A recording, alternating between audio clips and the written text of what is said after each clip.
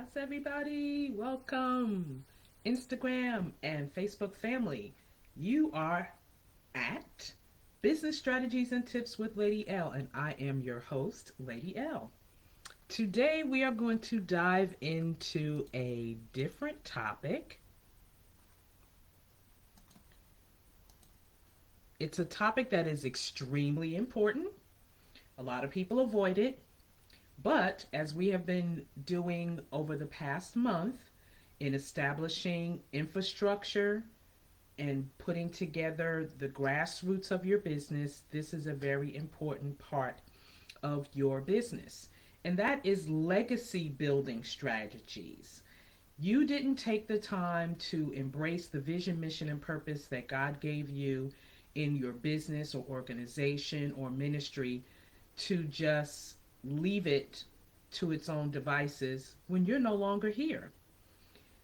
It was for you to leave a legacy. It was for you to raise up successors. It's for you to train and raise up people to keep the vision going because you are a steward of that vision. But it's not just all about you, it's about the people you're serving. And God forbid, but if you're no longer here, the people still need to be serviced, and you want your company to still be that staple and that mark, especially when you're looking at developing generational wealth and wealth preservation.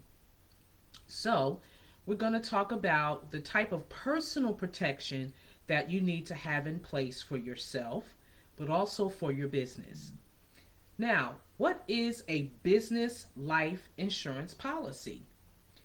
It is a policy on a key person in the business, such as the owner, the founder, or the executive. The company pays the premium on the policy and acts as the beneficiary when the owner dies unexpectedly. This preserves the life of the company when a key person is no longer living. Look at your famous people, your Rockefellers, your Rothschilds, all of your big name people that own these companies that you may not even know that they're the owners of, your Hiltons. But these people have developed legacy building infrastructure strategies to keep their businesses going for generations to generations to generations. And I'm really a big stickler on this because it is the minority population that really do not take this seriously. We think we have to have millions and millions of dollars to establish legacies. No, you don't. If you own any assets on any level, you need to make sure that you are securing them for generations, whether you're raising up a right hand person or someone that has really worked close with you in your vision, mission, and purpose, and they really have your heart for what you're doing, and you're training up and raising up successors. You're putting certain infrastructures in place legally to make sure that your business goes forward. You want to make sure that you've dotted every I and crossed every T when it comes to establishing your legacy for your business and for your personal life. Now, let's talk about the successor, or is commonly known, the beneficiary. So, what is a beneficiary in business? A beneficiary in the financial world is someone that's eligible and designated to receive distributions either from the will, the life insurance policy, the estate, whatever you've established legally.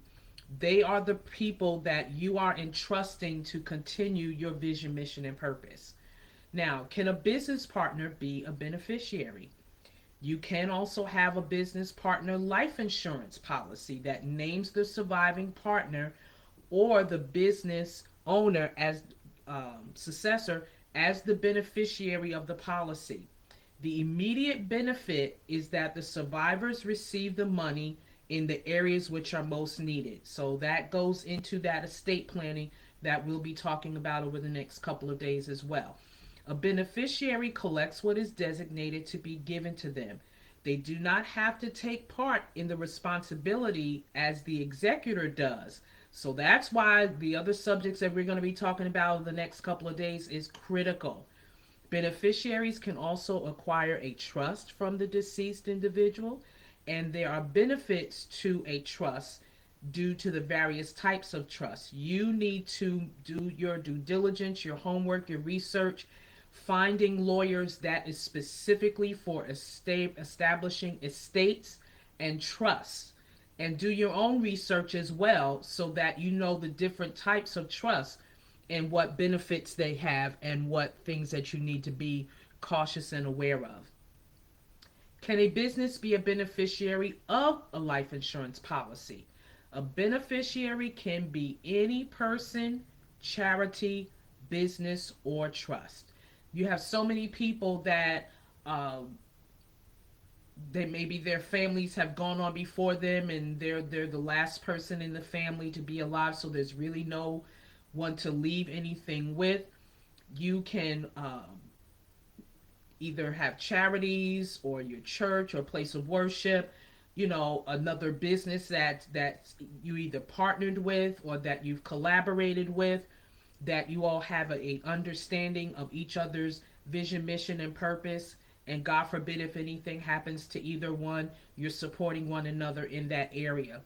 Now, what power does a beneficiary have? The most important rights of estate beneficiaries include the right to receive that asset given to them in a timely manner, the right to receive information about estate administration, such as the accounting of the business, and they have the right to request or suspend or remove an executor or administrator. When we're going to be talking about how to establish those things, it is clear that you be specific in these areas, especially when you don't want to leave any loopholes that a person that you've trusted or raised up and developed as a successor and they don't carry out your wishes. So you have to safeguard your executor and your administrator in addition to your beneficiaries so that your desires and will be carried out. Joint assets. Say if you have a partnership and you have these assets held in the names of your other person that you're in partnership with. They have a right of survivorship that's passed to the next living asset holder. You find out what probate obstacles you want to avoid to determine the type of financial planning or estate planning services that you will need to have in place. Be aware of the risk factors and the tax assessments and the tax benefits or advantages as well. I want to talk about contracts because a lot of times our businesses may be in contracts and you want to have in place an asset establishment and dissolution. Depending upon the type of asset, the contract will supersede the provision of the will. So again, you want to be clear on your contracts and what happens in case of an untimely death or even a company dissolution, meaning this company for whatever reason had to dissolve and no longer exist. You want to make sure that you are covering your contracts because say it's something that you just need to move on from and go in a different direction. You don't want to burn business bridges. You don't want to burn personal bridges. So make sure that your contracts are fair and just and that you are taking care of your obligation, your side of the obligations, because you don't know who you may need again. So don't burn bridges. For example, there are some contracts that are paid upon death accounts, beneficiary deeds for properties, beneficiary designation for insurances, pensions, investments, and retirement accounts. So it is very important to make sure that you're sitting down with your vision, mission, and purpose and saying, God forbid if something happens to me, what happens to my business? Who's going to take care of it? Am I just going to let it dissolve? If you are servicing people, especially if you're in the health industry, if you're in the ministry, whatever it is that really brings a support to your community, you don't want to see that die out. You want to make sure that you are securing successors to your business, to your organization, to your ministry, so that you can continue to service people long after you're gone. Who knows what you know in heaven? But For those you're leaving behind, it's a fitting tribute to you that they can keep that legacy continuing on your behalf. And that gives them purpose as well. So, think more about just yourself when it comes to your business, because you are providing an excellent service to your community. You're providing excellent service to those that you are connecting to, and you want to make sure that that service continues. For business strategies and tips with Lady L, that's what I have for today.